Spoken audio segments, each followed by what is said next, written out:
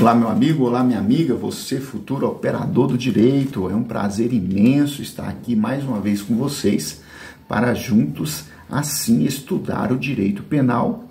E quero agradecer a todos aqueles que estão participando, que está se inscrevendo no canal, que está dando joinha, que está compartilhando essa informação, esse estudo, esse trabalho acadêmico de direito penal.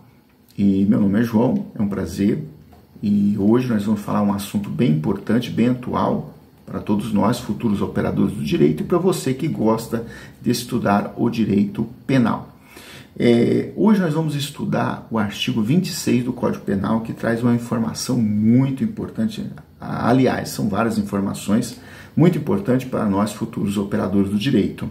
E o artigo 26 ele traz a informação da imputabilidade penal, ou seja, os inimputáveis, que vem a ser esse assunto, os inimputáveis, ou seja, a inimputabilidade penal. Diz assim, o caput do artigo: é isento de pena o agente que, por doença mental ou desenvolvimento mental incompleto ou retardado, era, ao tempo da ação ou da omissão, inteiramente incapaz de entender o caráter ilícito do fato ou de determinar-se de acordo com esse entendimento.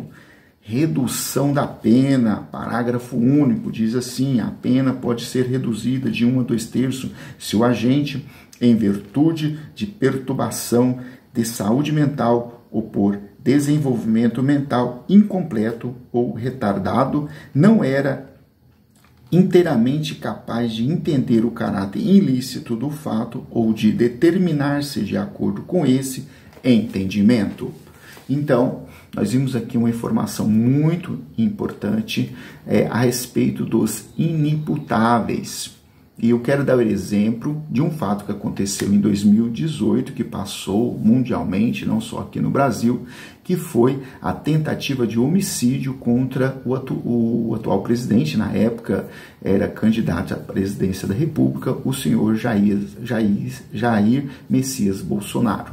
Então, naquela ocasião, o senhor Adélio Bispo, ele fez todos os processos, fez todo o processo do crime, ou seja, ele teve o momento de cogitação, de preparação e teve até o momento da ação, que aqui fala da ação ou da omissão. No caso dele, da ação da facada no então candidato à presidência da República, o senhor Jair Messias Bolsonaro. Então, naquela ocasião, ele fez aquele ato ilícito, que tem todas as características de um crime. Então, só que quando ele é preso, que ele foi preso ali no ato da situação, os advogados que apareceram para o defender, que não foi apenas um, mas foi uma equipe de advogados que apareceu para fazer a sua defesa. Então, ele cometeu um crime e o pessoal da defesa dele apelou para essa situação aqui. Ou seja, vamos alegar, vamos falar para o juiz que ele é um incapaz, que ele é um inimputável. Então, para ele não responder por nenhum tipo de crime. Ou seja, ele vai responder, mas de uma outra forma. Ele vai ser levado para um hospital mental e não vai ficar preso. E ele vai ficar lá o tempo mínimo necessário de 2 anos, 3 anos, e vai passar por avaliação, e assim, sendo comprovado que ele era um inimputável no momento da ação ou da omissão, no caso dele aqui é a ação, ele vai ser considerado uma pessoa que não vai poder responder por aquele ato, porque naquele momento ele estava sobre essa proteção, vamos dizer assim, da lei penal, ou seja, ele era um inimputável. Então, ou é imputável ou é inimputável. Então, vai ter que seguir a regra do artigo 26 para que ele possa responder penalmente. É assim que diz o legislador, é assim que diz o ordenamento jurídico. Então, naquela situação, ao meu ver, o senhor Adélio, ele Pode ser que eu esteja errado, mas pelo que eu vi da criminologia, dos estudos que foi feito, de todas as investigações que foi feita, ele não tinha nenhum problema mental, ele não era retardado.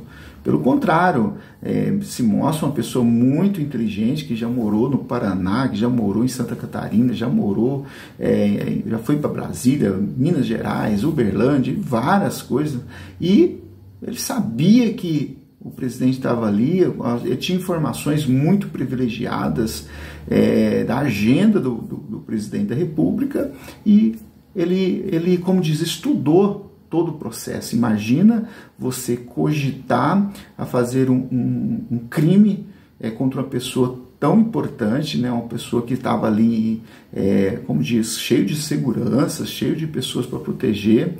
Então isso aí caracteriza que a pessoa não é completamente louco. É claro que a pessoa tá ali sob uma forte euforia, né? Mas não dá para dizer assim que o cara verdadeiramente é louco, né? Então, assim, ao meu ver, eu acho que foi ali uma estratégia da defesa, isso é fato. Você, como futuro operador de direito, já viu isso em filmes, sabe que a gente pode alegar isso, né? A pessoa, daí vamos falar que você é doido, porque todo mundo, de médico e louco, todo mundo tem um pouco, né? Já diz assim o ditado popular.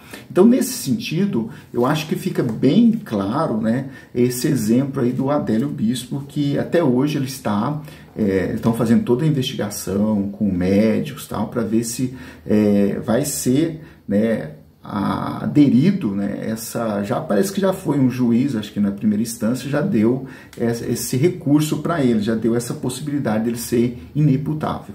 Mas aqui fala também